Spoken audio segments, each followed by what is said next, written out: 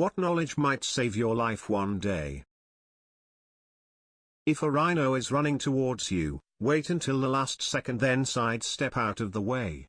Rhinos cannot make sudden turns and will give you a couple seconds head start to run in the other direction. Repeat as necessary. This is some useful information 99.9% of the people will never need but know. I for one am glad to know.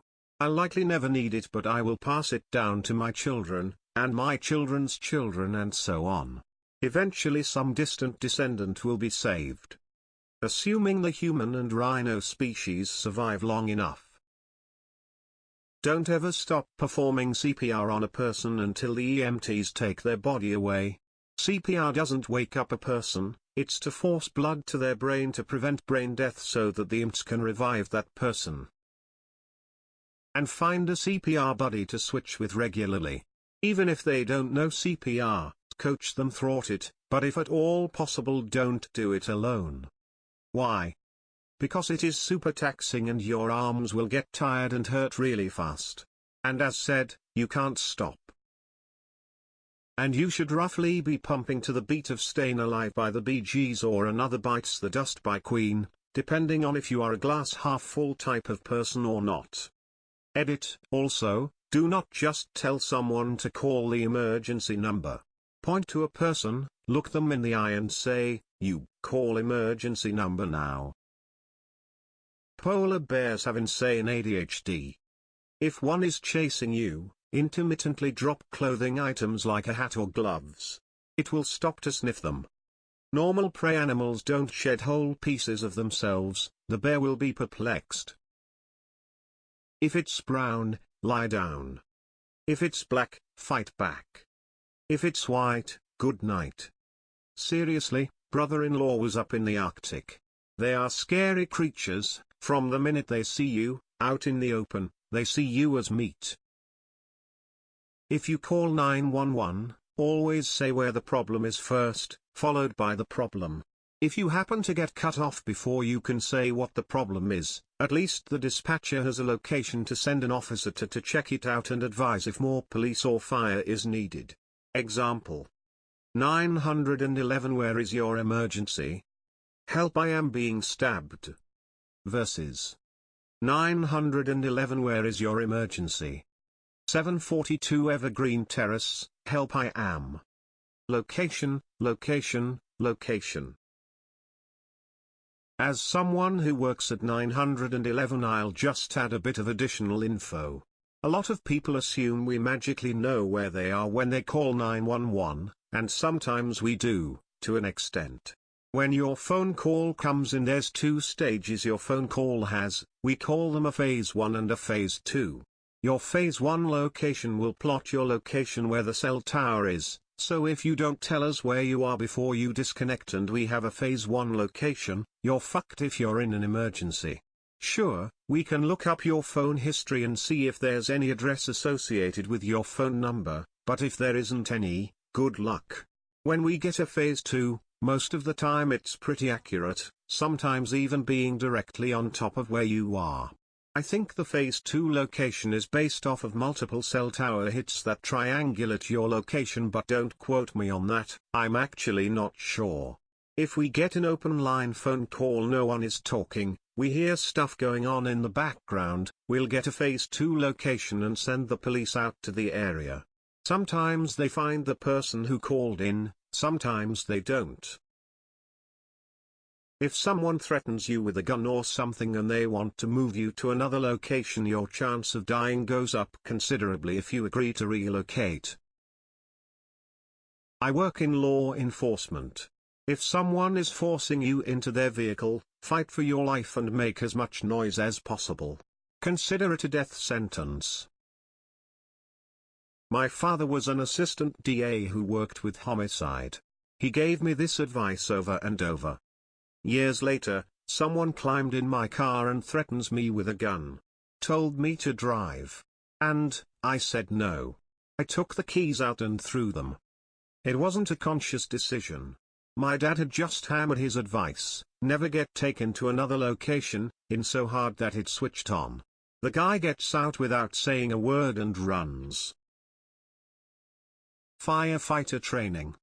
If there is a fire, crawl out of the building.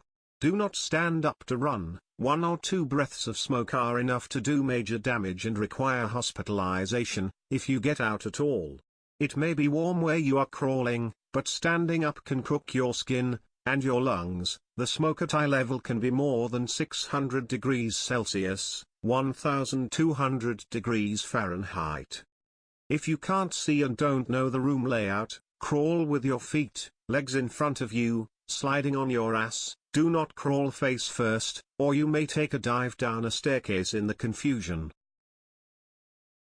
The instinct of wolves will only cause them to attack/hunt you if they can intimidate you into fleeing from them. Standing your ground against a wolf pack will be terrifying, but will eventually cause them to bugger off. Tigers as well. Don't turn your eyes away from a tiger. There is a story of a boy that had to walk backwards for 3 hours back to his village being stalked by a tiger. The cost-benefit of a prey animal even slightly hurting a tiger is not worth it. It could mean a death sentence in the wild. Being loud will help, i.e. talking loudly, maybe put on some music on your phone, or make other loud sounds. But I would avoid screaming like a schoolgirl. That water you're about to dive into might not be as deep as you think. Always just step in and swim down to check for depth. Then jump. Check for debris. People like to dump trash. Getting impaled on rebar underwater is not a good way to go. If the tide suddenly goes out unexpectedly, run like you stole it, for higher ground. I read about a 10-year-old English girl who had just learned this before going on vacation with her family to Thailand. Then the big tsunami that killed a few 100,000 came. She saw the water retreat and the other tourist walk out on the exposed seafloor. She freaked out, and convinced everybody to run for higher ground. A lot of people were saved by a little girl who had paid attention in school. They later brought a lot of flowers to the teacher. When that happens, how long do you have until? Well, until it's too late. Not long. Tsunami can make landfall traveling north of 500 miles per hour and will sweep inland at greater than 80 miles per hour. You will not outrun it, even in a vehicle. Look for the nearest sturdy building, like a modern hotel or apartment block, i.e. reinforced concrete, and head for the roof as fast as you possibly can. Just run. It should go without saying to use the stairs. You don't want to be in the lift when the power goes out. If you are ever bitten by a bat, raccoon, fox, or skunk, go directly to the hospital. There is no cure for rabies once it is fully onset. Out of all history, only 5 people survived rabies. If you're ever charged by a moose, get behind a tree. They have about a 10-inch blind spot and they'll lose you. That's what Ski Patrol would always say when there were an increase in moose sightings on the mountain. They'd tell you to stay out of the trees when skiing. Unless a moose is running at you, then find trees, because unless you've got a steep hill or are already up to speed, the moose is probably faster than you think. When people say to take an aspirin to help during a heart attack, chew the pill, don't swallow it whole. It gets absorbed much quicker. Why is aspirin recommended for heart attack? A heart attack occurs when there is a severe restriction or obstruction in your circulatory system. Aspirin thins the blood so that it flows easier and your heart doesn't have to work as hard while you seek emergency help. All snakes in Victoria, Australia are venomous. Just assume all snakes are venomous and stay away. If a person asks you for something in the street, a light, the time, whatever, always keep the person in your eye line. So if they ask for the time, don't just look down at your watch. Raise your arm slightly so your watch is in sight. I was told this years ago at a self-defense thing at a corporate retreat type of event, and I wondered if it was ever going to be useful or just something to pad out the teacher's session. Then, a decade later, I was on the street late at night on my way home, and someone approached me and asked for the time. I did this, told him the time, and he just kinda stood there.